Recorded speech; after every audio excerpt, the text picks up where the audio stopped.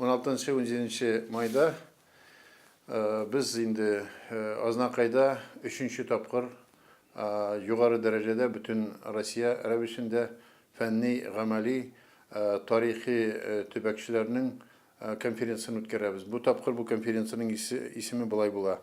Kişi hem tabiat, ak boyunda tarih hem bugünkü gün. Rusça'da aytıp gideyim. Человек природа, бассейн реки, история современность. Bu konferansını hazırlaуда bizge bir көп yardım etti Aznakay'ın jirli hükümeti. Marsiz Şayduna'nın komandası.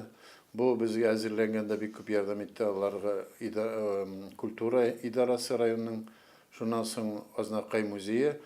Çittagi aytkan idaralar turda aytkanda birinçiden indi bizning Tatar, bütün dünya Tatar Kongresi, onun yardımı hem Tatarstan Respublikası'nın Tatar tübekçilerinin uyuşması, Medeniyet Ministerliği bizim Tatarstan'ın Tatarstan Fenler Akademisi, hem bütün Rusya Tatar Avulları Asitasi ulan birge biz bu konferansını ötkərgə. Nige bu sebebi bu konferansı?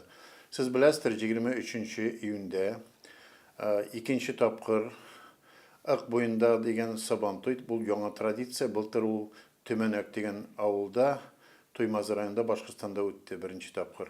Фәнир Әфәнди Галимовның инициативасы буенча анда Башкортстанда бик матур гына өтті. Быел инде ikinci tapkır 23 июньдә Татарстанда Азнакай шәһәрендә ак буе Сабантуй үтәчәк. Шуның өчен без инде инициативаны чыктык. Тарихчылар һәм төбәкчеләр Марсиз Уфач ул безнең тәкъдимнәрне хуплады.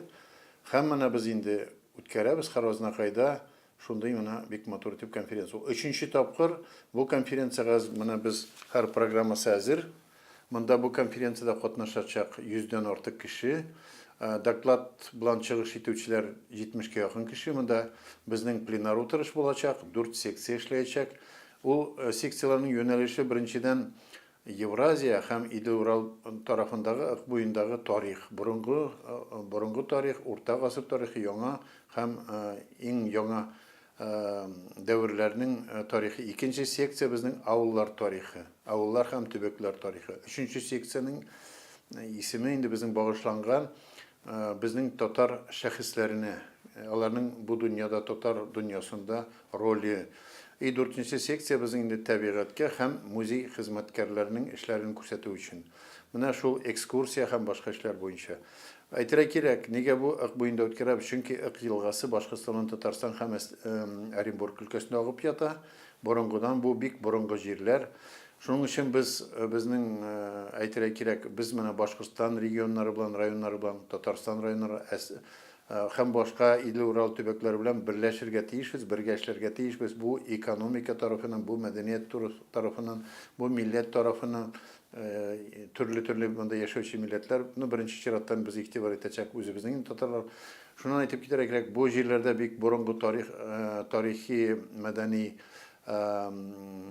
һәйкәлләр бар. Аларны өйрәнергә кирәк, аларны сакларга кирәк һәм тормышка җиткерергә кирәк.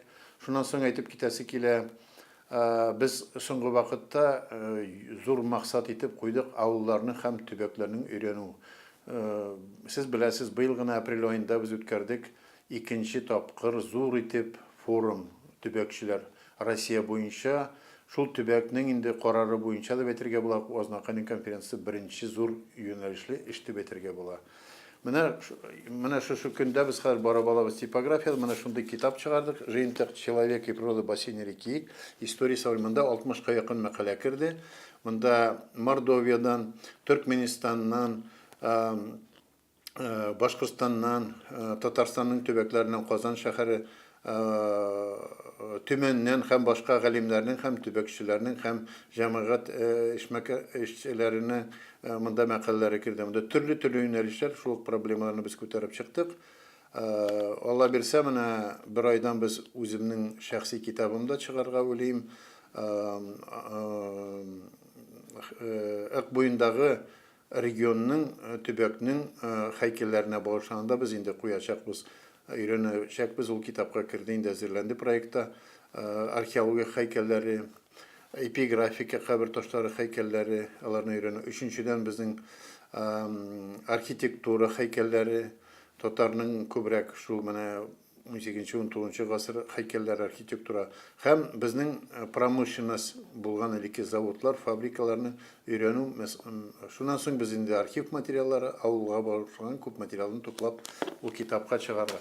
Әйтеп китәсем килә, соңгы вакытта Азнакай районында шактый гына бу юнәлештә эшләр алып барыла. Мәсәлән, администрациянең ярдәмендә һәм спонсорларның ярдәмендә Азнакай районында соңгы елларда 20-гә якын китап чыгарылды. Ул төрле авылларның тарихы, төбәкнең тарихы. Шуннан соң без үзебез генә менә 3 конференция үткәрдек. 2014 елда, 2015 елда, 17 елда, 2014-2017 елларда. Һәм менә быел инде менә әйттем бит, бу конференция булачак. Һәр конференцияга без 2-3 китап чыгардык. Мәсәлән, 14 елда 3 китап чыкты, 2 монография һәм җыентык.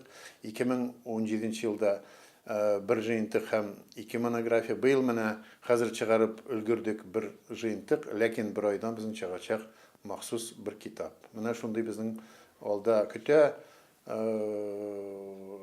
Бик зур рәхмәт әйтәсем килә оештыручыларга, Азнакай җитәкчеләренә һәм халкына. Бик зур рәхмәт әйтәсем килә безнең Татар дөнья конгрессына, безнең төбәк өйрәнүчеләргә һәм доклад чыгыш итүчеләргә һәм безнең килгән кунакларга.